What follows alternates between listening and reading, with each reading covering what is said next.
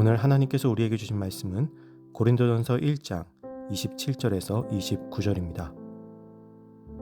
그러나 하나님께서 세상에 미련한 것들을 택하사 지혜 있는 자들을 부끄럽게 하려 하시고 세상에 약한 것들을 택하사 강한 것들을 부끄럽게 하려 하시며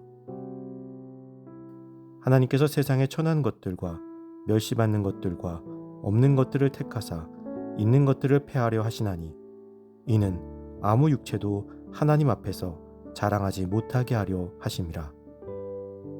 아멘.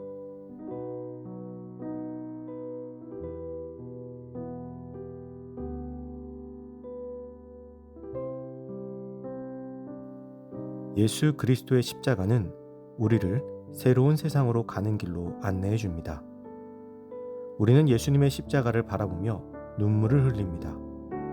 예수 그리스도의 보혈을 보면서 그 보혈로 구원받았음을 고백합니다. 그러나 여전히 우리의 삶은 만족이 없는 삶으로 굶주려 있습니다.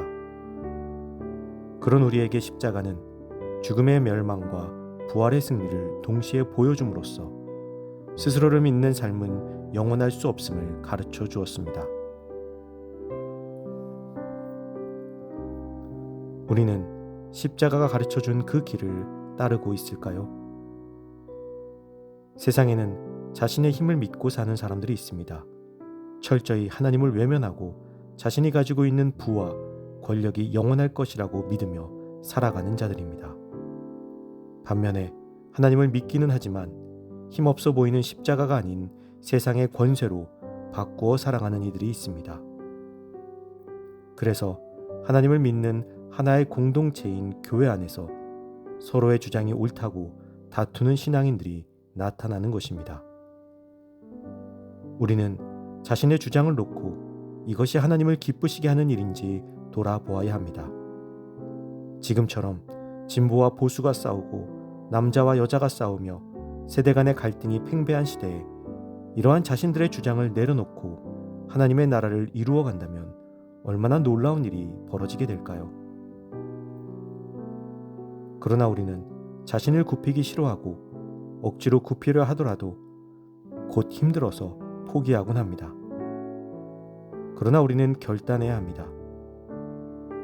하나님께서 세상에 미련한 것들을 통해 스스로 지혜롭다 하는 자들을 부끄럽게 하시며 세상의 약한 것으로 강한 것들을 부끄럽게 하시고 천한 것들과 멸시받는 것들을 통하여 아무도 자랑하지 못하게 하시는 하나님을 바라보아야 합니다.